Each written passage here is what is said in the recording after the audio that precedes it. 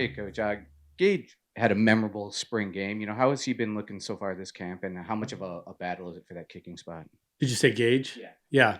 Yeah, yeah. Gage had a great spring. Also had a really good summer. He's doing a really good job for us.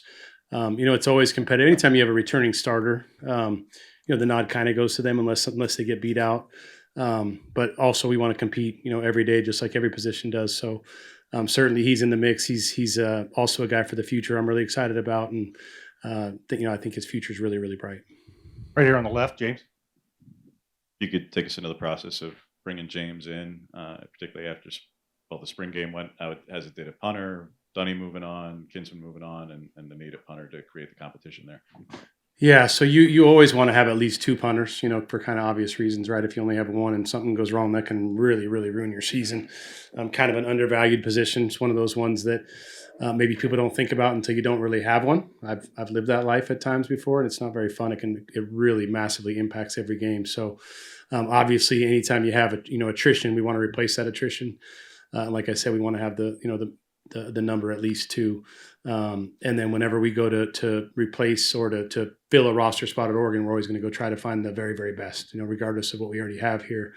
We're going to find the best guys that we possibly can in the country. And I knew about him. Obviously, we played against them. And also he had just done some crazy stuff the year before.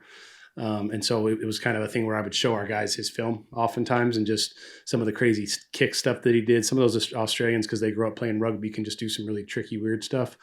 And so he's a guy that I'd kind of been following, but not for the purpose of recruiting for a long time, just because he's good. And I watch other good punters film every week. And so I already knew about him.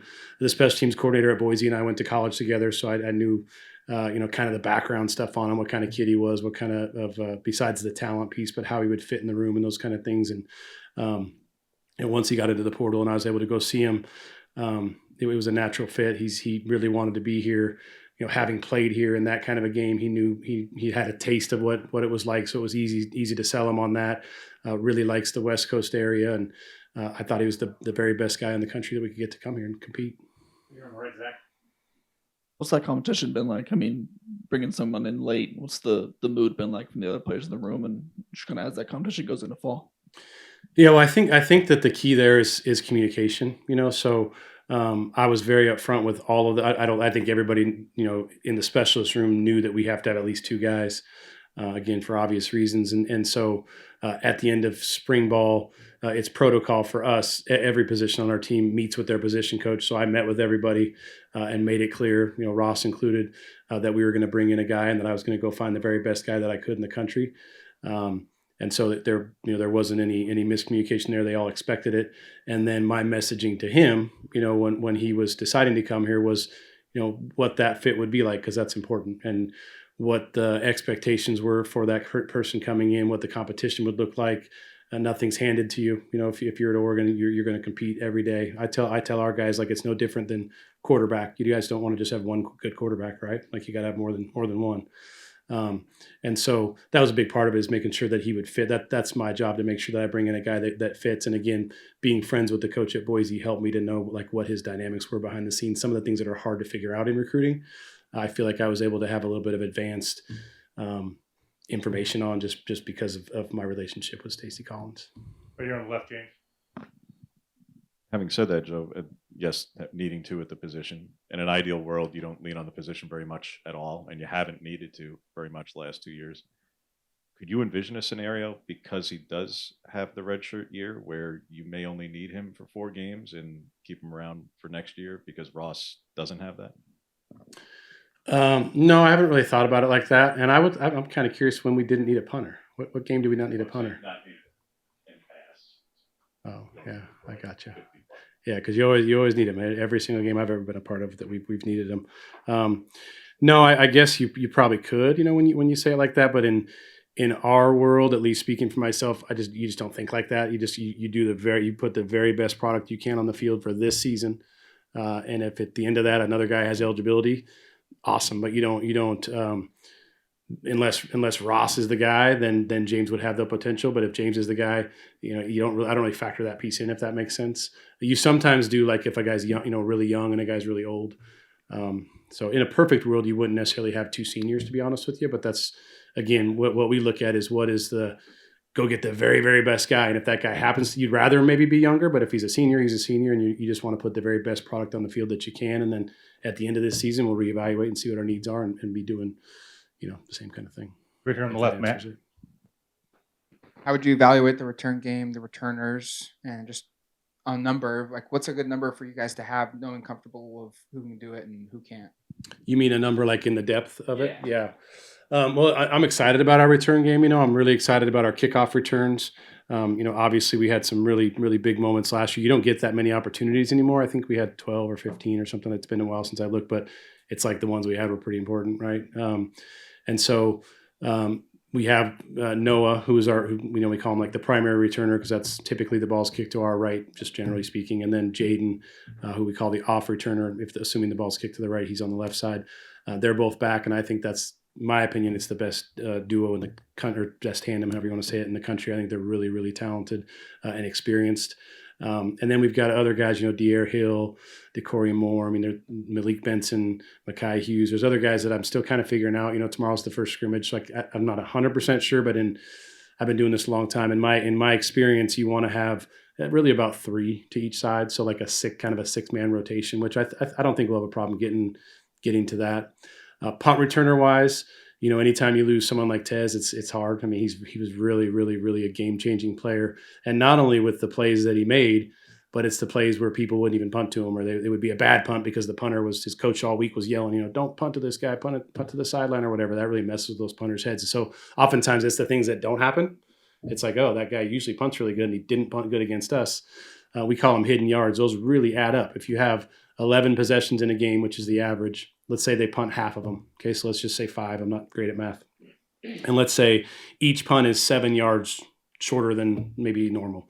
That's 35 yards, right? Well, if you could add or delete 35 yards from the defensive stats or add 35 to the offensive stats, like that'd be a really big deal, right? Those are the hidden yards that we're looking for, and Tez caused a lot of those. So replacing that's difficult, but at the same time, I'm really excited about Gary Bryant. He did it a bunch last year as well. He's really talented, really secure with the ball, makes great decisions, has a lot of experience. So decision making is a super important piece of that because we have a really dynamic offense. I want to make sure that we get the ball back to our offense, right? We only have 2 goals on special teams, is to own the ball and not get penalties, right? So, of course, I want to be good at punt return too. But if we just get the ball back to our offense, don't get penalties to hurt ourselves, good things will happen because we have a really explosive offense.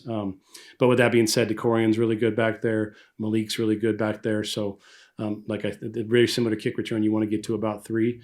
I feel pretty good about those 3. I just haven't seen the other 2 live, but I know I've seen Gary live a lot. He's very experienced. Right here, James.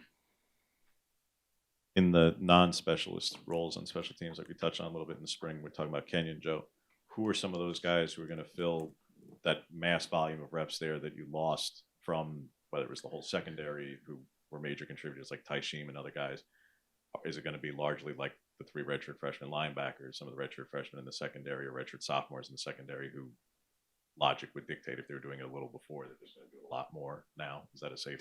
Yeah, I think you're right on it. I think it's you try to special teams is a priority on our team, so we value it. Our best players play, but certainly you got to be smart with them too. So I think you will see just what you said. Who's Bryce Betcher was on 3 before. Kenyon was on 3. Well, maybe now they're only going to be on 1 or 2, right? Because their player load goes up on offense or defense. And so who's replacing those? And you said it, without going through all the names, it'll be some of the young defensive backs that I'm excited about, some of the young linebackers I'm excited about. Anytime you have depth at running back, Jaden Lamar has been a guy that's played a bunch of special teams. Roger Saliapaga is a guy that's played a bunch of special teams, just a couple names that stick out. So it'll be those kind of guys. I'm not trying to not answer your question. It's just a little early to kind of know all those, but generally speaking, that's who it'll be. I feel really good about it. I think we'll have good depth. I think we've got a mix of good younger and older players. What you don't want to do, it's a change a little bit in the transfer portal era, but you don't want to be really heavy with all your seniors playing. And then the next, because what'll happen is you'll be good and then you won't be good, and then you'll be good and then you'll be bad. So I'm always really conscientious when I build those rosters of having 3 or 4 seniors, 3 or 4 sophomores, 3 or 4 freshmen, so that you just can kind of always be building and always be good in theory rather than kind of having those dips. 2 more on the right, Zach. Then we'll go Matt. So that Noah and Jaden are one of the best duos. You said the best duo in the nation. What makes them so good as returners? I mean, they're obviously great players, great running backs, but what specifically about them as a duo and a tandem in the return game makes them so good? Yeah, funny you asked that. I just explained that this the days run together right now, but I think it was yesterday, this morning.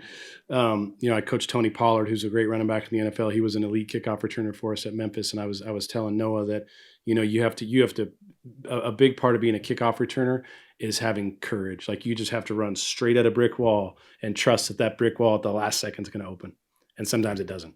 Right, that's why you have to have the courage, because sometimes you're going to run into that brick wall, but you got to like run through smoke. Some people say it, and he has that ability. He's really fast, obviously, but Noah also has massive courage. He will run right at that wall. He's really special that way. And then when he gets in the open field, he has the speed to break it.